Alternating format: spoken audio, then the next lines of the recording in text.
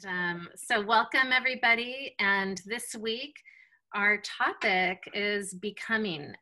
It's always going to be becoming, but we're going to have another way of entering into the conversation. And this week it's becoming enter. And the reason why is because we're using Pat's cards to kind of guide us through the process of understanding what it is that the way in which we're evolving in these conversations. And we're using art and images and poetry and other ways of experiencing life that'll deepen our own understandings of who we are in relation to what it means to be becoming spiritual beings in this day and age.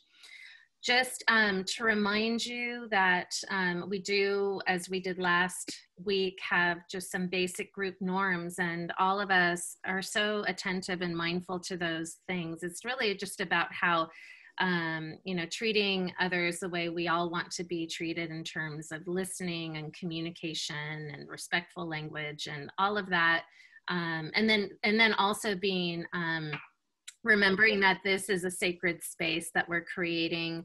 And so everything that is said here, except for the first 20 minutes, which will be shared publicly, but our conversations among and between one another are really, they are sacred, and we want to keep those confidential and in this space.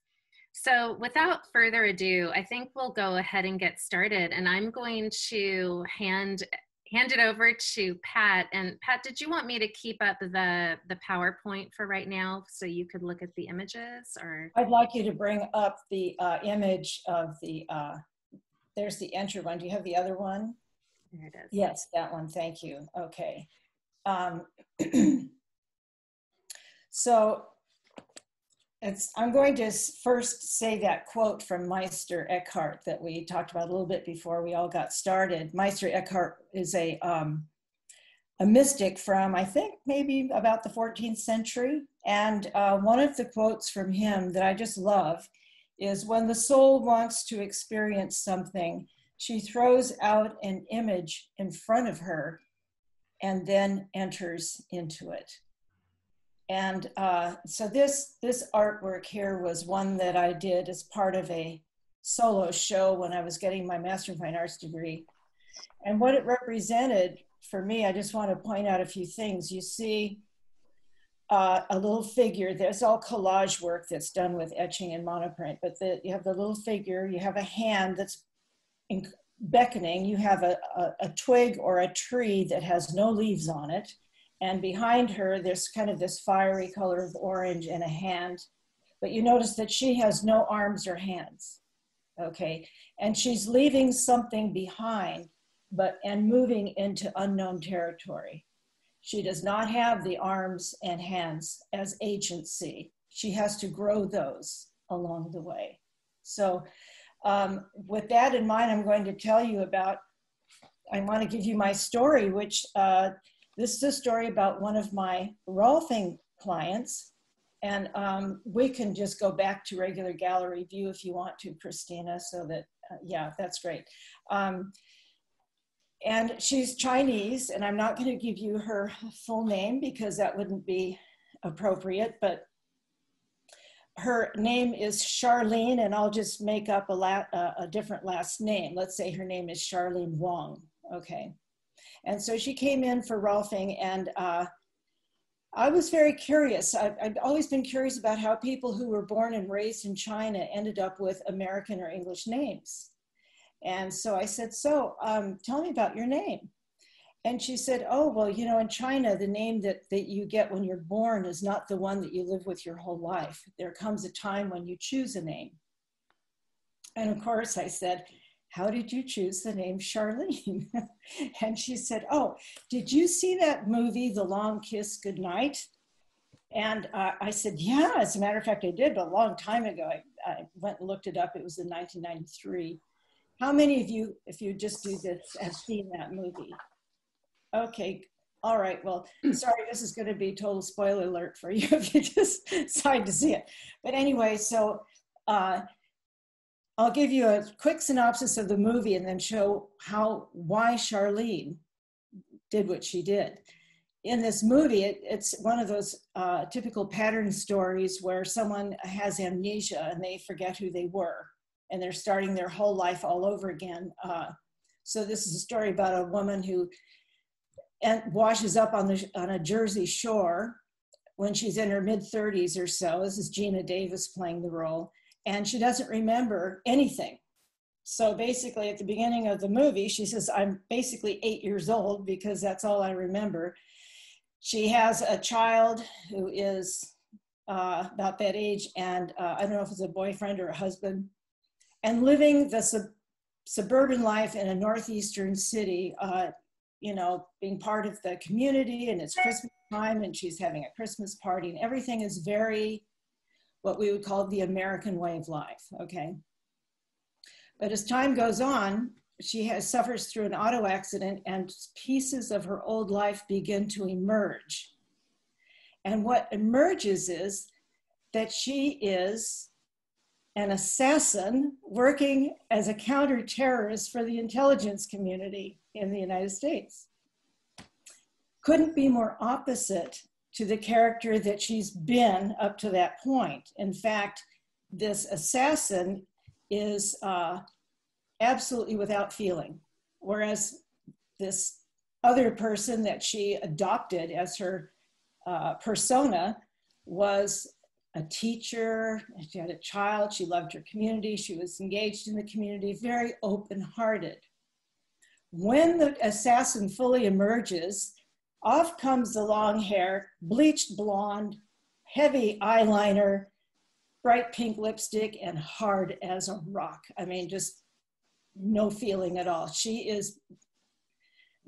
emerges because not only the accident, but there are all these bad guys that want to kill her because she was supposed to have been killed before, right? So they're after her. So scooting quickly to the end, she has to dispatch all of them before she's free to live the life that she wants to. And then finally she returns to the mother, teacher, family person with the empathetic heart, which was the persona that was created for her as a backup in case something should happen to her as an assassin and she needed a backup life as a cover.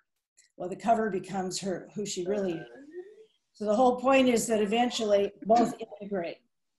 So Charlene says, so I said, okay, so the person in the film as it starts out, you see a hand writing the name Samantha Kane.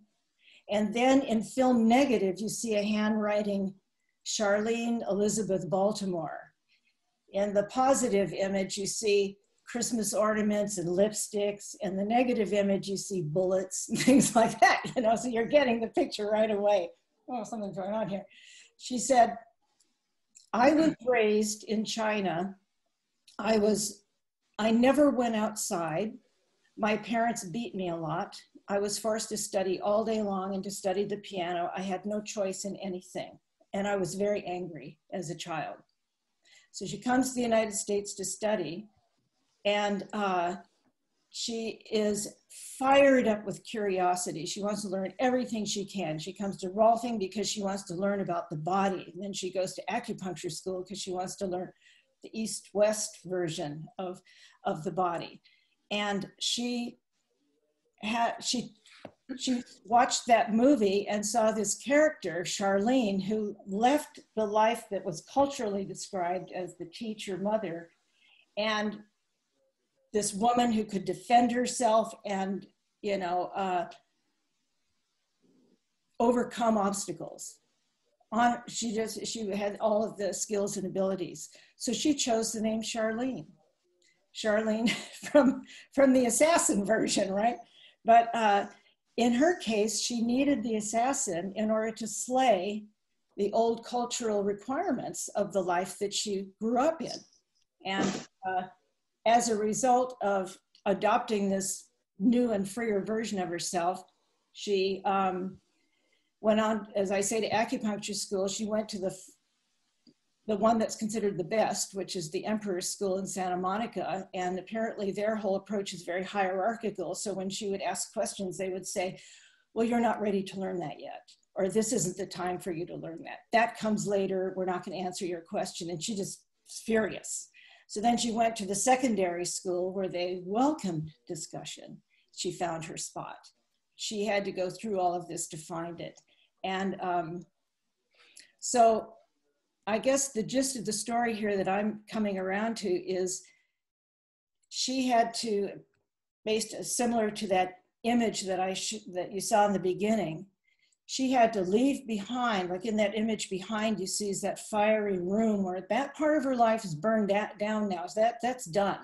She has to now move into the next part of her life, but she has no real information on how that's going to roll out, how that's going to be. But to stay where she was is death. She has to move forward for life. And then she just, again, has to build the arms and hands for that as she goes along, which is what Charlene was doing. I was very proud of her for choosing such a wild and crazy character name like that. So, so the other image that you saw, which was the card that said the word enter on it, I just want to make a little point about that. That was part of a series I called the Lazarus series. And you know, the story of Lazarus is where he dies and then Jesus arrives too late to his Lazarus's sister is saying, you came too late, he's dead now. You know, you were supposed to get here earlier and keep him alive. And so Jesus calls out, Lazarus, come forth. And of course he is resurrected, he is revitalized and comes forth. So he's leaving one aspect of his life behind and entering into a new one, coming out of the tomb with his wrappings falling off, you know, like a snake molting. And these are just wonderful, wonderful images for our lives, because at different places in our lives, certainly mine, had to leave things behind. That, okay, that's a lesson learned, or a life that was fine till then, but now I have to, something has to grow more. Something has to get bigger here. It's not, it's too tight now. I'm too wrapped up in this now. So it's time to go to the next thing. So that is kind of a pattern in a lot of stories, the amnesia and waking up effect. And so that's what I bring to you today about this word enter, entering into the unknown, leaving behind that which doesn't fit anymore. And I think, Christina, you had a whole other, or maybe Lyndon, I don't know. Take it away, girls.